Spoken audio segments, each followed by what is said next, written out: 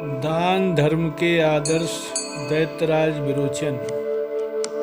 दैत्यराज विरोचन भक्त श्रेष्ठ प्रहलाद के पुत्र थे और प्रहलाद के पश्चात ये ही दैत्यों के अधिपति बने थे। प्रजापति ब्रह्मा के समीप दैत्यों के अग्रणी रूप में धर्म की शिक्षा ग्रहण करने विरोचन ही गए थे।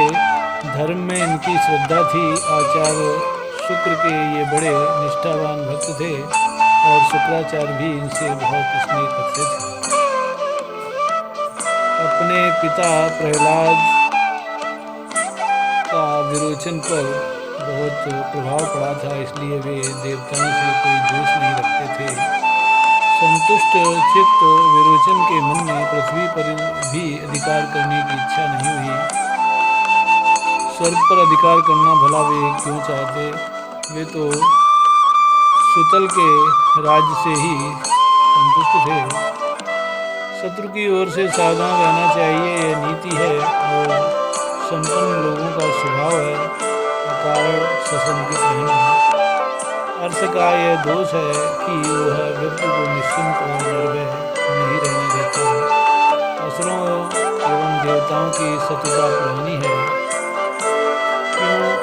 असुर रजोगुण तमोगुण प्रधान है और देवता सत्यगुण प्रधान। तथा देवराज इंद्र को सदा यह भय व्याकुल रहता था कि यदि कहीं असुरों ने अमरावती पर आक्रमण कर दिया तो परम धर्मात्मा विरोचन का युद्ध में सामना करना देवताओं की शक्ति से बाहर है। उस समय पराजय ही हाथ लगेगी। शत्रु प्रबल हो, युद्ध में उसका सामना संभव न हो तो उसे नष्ट करने का प्रबंध पहले करना चाहिए। इंद्र आक्रमण करके अथवा धोखे से विरोचन को मार दें तो शुक्राचार्य अपनी संजीवनी विद्या के प्रभाव से उन्हें जीवित कर देंगे और आज के प्रशांत विरोचन क्रुद्ध होने पर देवताओं के लिए विपत्ति बन जाएंगे। अतएव देव गुरु बृहस्पति की मंत्रणा से इंद्र ने ब्राह्मण का वेश बनाया और सुतल पहुँचे।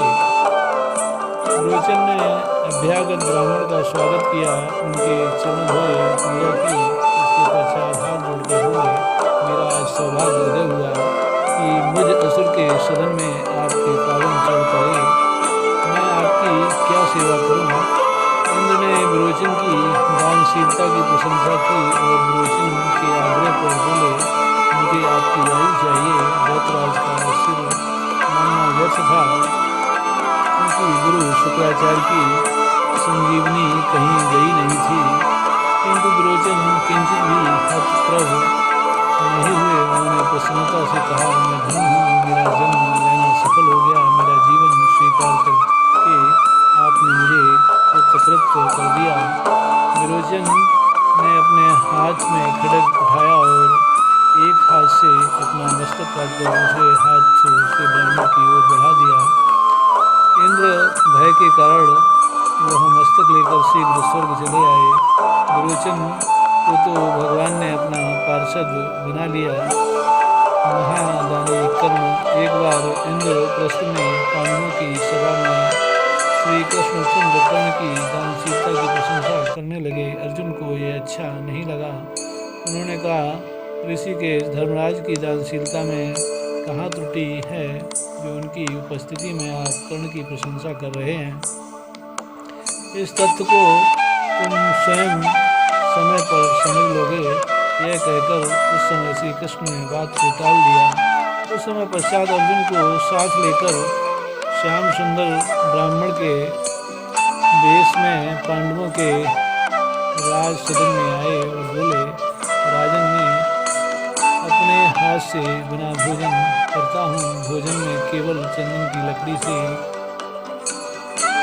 बनाता हूँ और वह काष्ठ कहीं भी भीगा नहीं होना चाहिए।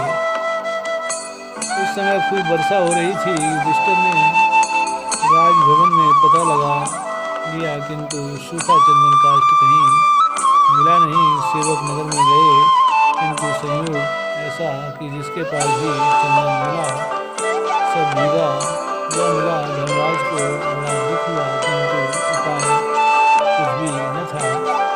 उसी वेश में वहाँ से सीधे श्री कृष्ण और अर्जुन कर्ण की राजधानी पहुँचे और वही बात कर्ण से कही। कर्ण के राजसदन में भी सूखा चंदन नहीं था और नगर में भी नहीं मिला, लेकिन कर्ण ने सेवकों से नगर में चंदन न मिलने की बात सुनते ही धनुष उड़ाया। राजसदन के मूल्यवान कलांकित द्वार चंदन के थे, अनेक पलंग चंदन के पाए के थे, कई दूसरे उपकरण चंदन के बने थे। क्षण भर में गाँव से कर्ण ने उन सबको चीर कर एकत्र करवा दिया और बोला, भगवान आप भोजन बनाएं। वह आतिथ्य प्रेम के भूखे गोपाल कैसे छोड़ देते। वहाँ से तृप्त होकर श्री कृष्ण जब बाहर आ गए तब अर्जुन से बोले, पार्थ तुम्हारे राजसदन में भी द्वारादि चंदन के ही हैं, उन्हें देने में पांडव कृपण भी नहीं है, किंतु दान धर्म में जिसके प्राण बसते हैं उसी को समय पर स्मरण आता है कि पदार्थ कहाँ से कैसे लेकर दे दिया जाए। आज दानशीलता का सूर्य अस्त हो रहा है।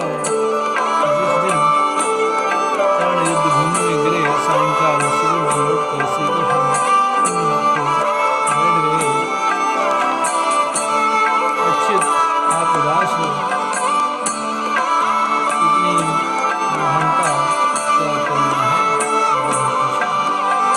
चलो उस महाप्राण के अंतिम दर्शन कराएं, तुम दूर से ही देखते रहना। श्री कृष्ण उठे, उन्होंने वृद्ध ब्राह्मण का रूप बनाया। रक्त से कीचड़ बनी सबों से कटी छिन्न भिन्न अस्त्र शस्त्रों से पूर्ण युद्ध भूमि में रात्रि काल में श्रृंगालादि घूम रहे थे। ऐसी भूमि में मृडासन्न कर्ण पड़े थे। महादानी कर्ण पुकारा। वृद्ध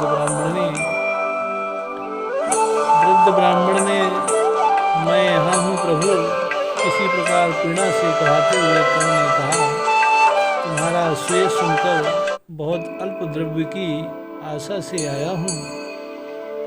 ब्राह्मण ने कहा, आप मेरे घर पधारें। कर्ण और क्या कहते, मुझे जाने दो, इधर उधर भटकने की शक्ति मुझमें नहीं। ब्राह्मण रुष्ट हुए, मेरे दांतों में स्वर्ण लगा है, आप उन्हें तोड़कर दे लें। कर्ण ने सोचकर कहा, ब्राह्मण अभय कर्म करेगा।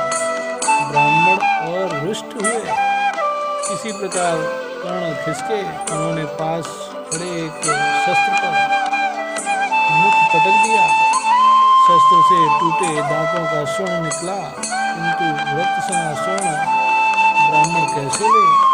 धनुष भी चढ़ाने की शक्ति कर्ण में नहीं थी। मरणासन्न अत्यंत आहत कर्ण ने हाथ तथा घायल मुख से धनुष चढ़ाकर गरुड़ास्त्र के द्वारा जल प्रकट कर स्वर्ण धोया और दान किया। श्री कृष्ण प्रकट हो गए। अंतिम समय कर्ण को दर्शन देकर कृतार्थ करने ही तो आधारित थे। लीला में श्याम सुंदर उनके देव दुर्लभ चरणों पर सिर रखकर कर्ण ने देव त्याग किया। जय श्री कृष्ण।